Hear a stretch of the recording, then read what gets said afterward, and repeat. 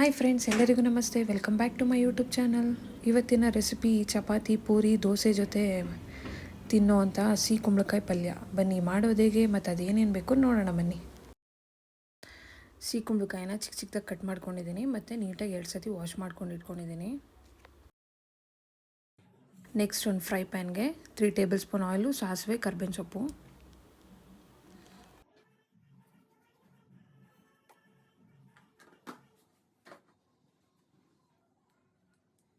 ಸಾಸಿವೆ ಎಲ್ಲ ಫ್ರೈ ಆದಮೇಲೆ 1 ಕಪ್ ಆನಿಯನ್ ಹಾಕೊಳ್ಳೋಣ.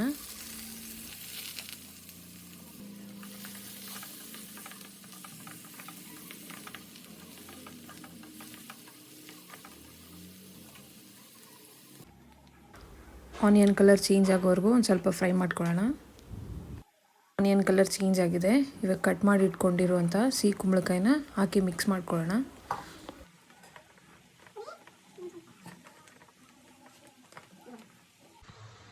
ಮಿಕ್ಸ್ ಮಾಡಿದಾದಮೇಲೆ ಒಂದು 5 ನಿಮಿಷ ಹಾಗೆ ಫ್ರೈ ಮಾಡ್ಕೊಳ್ಳೋಣ.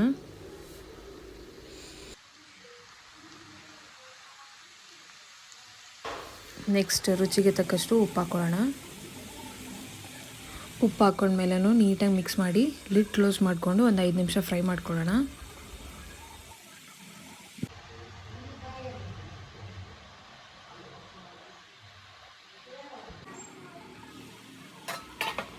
ಇವಾಗ 10 ನಿಮಿಷ ಆಯ್ತಲ್ವ, ಕುಂಬಳಕಾಯಿ ಬೆಂದಿದೆ 70%. ಇವಾಗ 1 ಸ್ಪೂನ್ ಸಾಂಬಾರು ಪುಡಿ ಮತ್ತು ಸ್ವಲ್ಪ ಕೊತ್ತಂಬರಿ ಹಾಕ್ಕೊಂಡು ಮಿಕ್ಸ್ ಮಾಡ್ಕೊಳ್ಳೋಣ.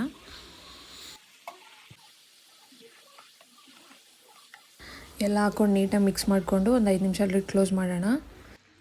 ಕುಂಬಳಕಾಯಿ ಇವಾಗ 100% ಬೆಂದಿದೆ, ಬಟ್ ಫುಲ್ ಸಾಫ್ಟ್ ಆಗಿದೆ. ಇನ್ನೊಂದು ಕಡೆ ಚಪಾತಿಗೂ ಹಿಟ್ಟು ಕಲಸಿಟ್ಟಿದ್ದೆ. ಇವಾಗ ಚಪಾತಿನೂ ಮಾಡ್ಕೊಳ್ಳೋಣ.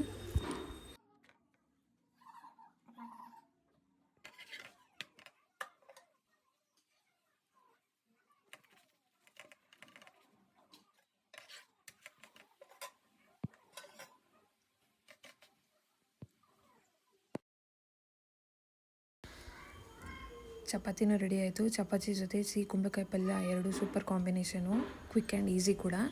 ನೀವು ಕೂಡ ಈ ರೆಸಿಪಿನ ಟ್ರೈ ಮಾಡಿ, ಹೇಗಿತ್ತು ಅಂತ ಕಮೆಂಟ್ ಮಾಡಿ.